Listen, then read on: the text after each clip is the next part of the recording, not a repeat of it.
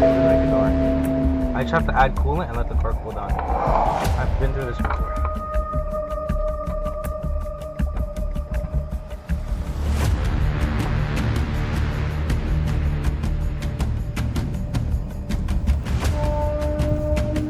So yeah, that's me stuck on the road 2,000 miles away from home in the middle of Tennessee somewhere. And the reason for that is because I didn't do my maintenance on the X5 after buying it with over 100,000 miles on it. So what ended up breaking was the coolant line. It's the one that goes to the Mickey Mouse flange. And the crazy thing is that we zip tie fixed it. It made it to the hotel. We found a shop to replace the coolant line, and then on the way back to Florida, another coolant line breaks, the one that goes from the radiator to the oil cooler. So once that coolant line went, I was like, fuck this, I'm not trying to go to another shop, pay out the ass for another repair. So I ended up renting a U-Haul and a trailer, and I trailered it back home. So I guess out of all of this, I got to learn how to drive a truck and a trailer. But yeah, it was an expensive learning experience just to get the U-Haul and the trailer alone. From Tennessee to Florida was like $1,100 or some crazy shit with insurance. So definitely a learning experience. And in this video, we'll be doing all the maintenance that I should have done when I bought the car. But to be fair, the car did drive good for an entire year without me doing anything. So shout out to the N52. What's good, YouTube? In this video, I'm gonna be installing aluminum or metal valve cover on my BMW N52, and the car that this is going in is a 2010 BMW E70 X5. We're also gonna be replacing the starter motor, as well as the oil filter housing gasket and the oil cooler gasket. So the reason why I'm upgrading to an aluminum or metal valve cover is because the factory one is plastic, and that's known to get brittle over time, and it ends up cracking, and later on down the line, if I got a plastic one, I'd have to do this job again. So that's the reason why I went for a metal valve cover. So there's a bunch of in-depth tutorials on YouTube you guys can follow to remove your valve cover, but basically you have to remove everything on the hot side and then unbolt the valve cover, and it comes right out.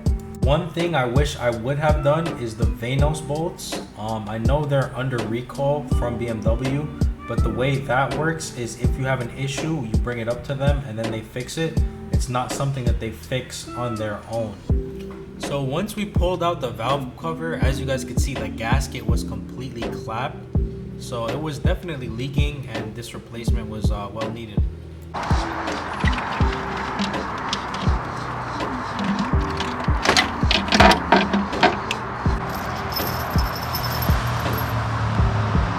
Damn, I really love the way the metal valve cover gasket looks, but it's a shame you're never gonna see it because it's gonna be covered.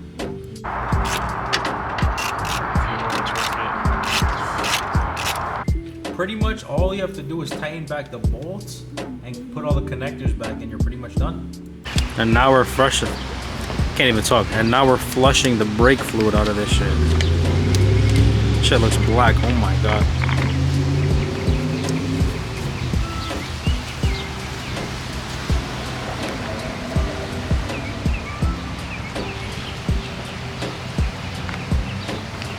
It's actually not black.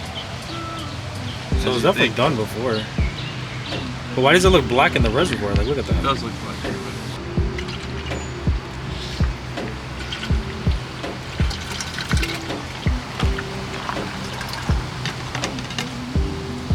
It smells horrible. And we just gotta do that 4 more times.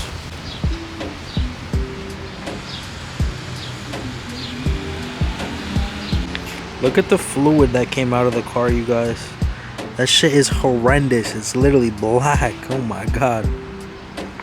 But yeah, the reason why we took a little break to swap the fluid is because kind of killed the battery on the drilling all these holes. So alright, you guys, I'm super happy we did this. Look how dirty the brake fluid was. Holy fuck.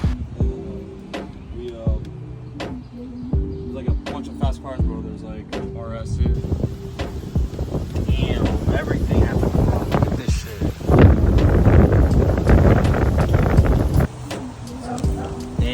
water been there since 2010. Look at that shit.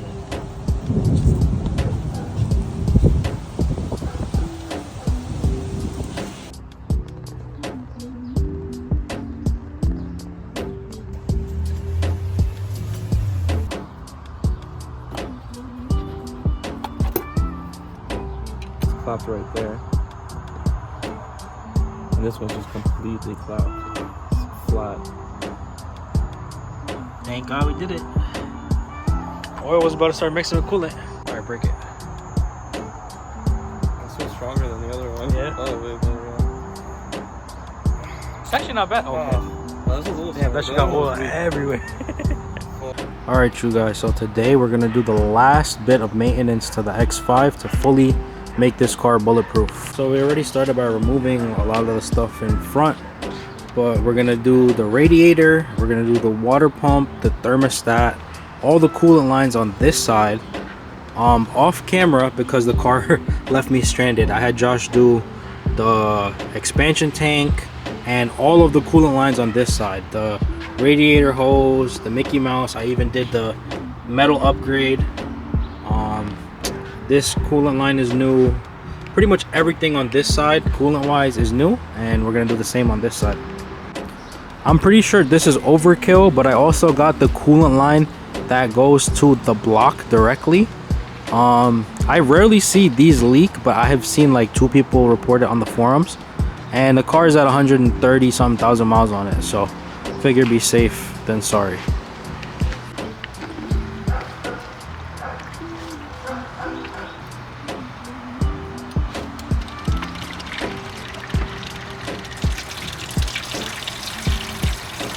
That loosened the pressure there. Yeah, look at I'll let that run a little bit.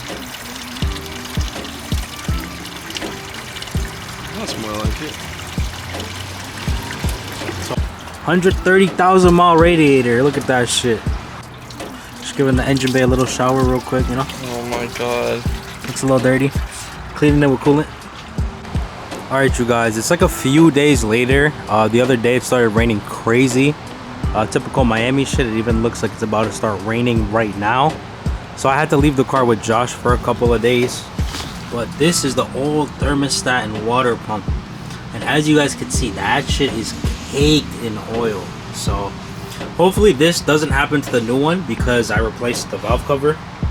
That's the old radiator. And then this is like the lower coolant line and the other lower coolant line off the radiator.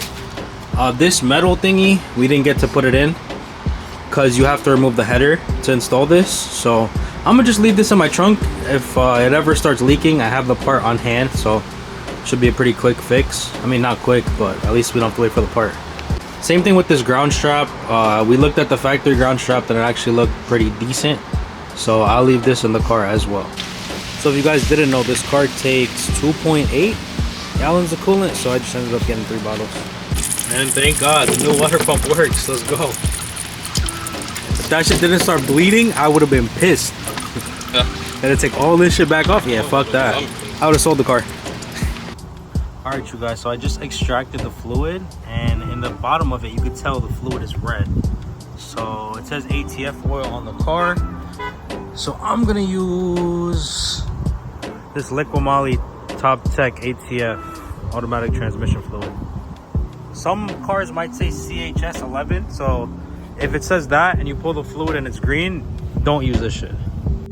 So I ended up putting the original fluid back in, because if you guys look at this bottle, the fluid is yellow and then the fluid that I extracted is red. So even though this does say ATF fluid, it's a different color. So I'm gonna try to find like the exact ATF fluid that's like the specific one for this car that's red, because the only way I would put this is if I flushed out the entire system, and I'm not doing all that. So yeah. All right, you guys, we got another light bar going in right here. Super stealthy. Shout out to Josh. That shit looks crazy. I'm about to blind people. So yeah, guys, so far the maintenance is holding up good. We're about 300 miles away from where I stay in Florida, and so far, knock on wood, car's been treating me great.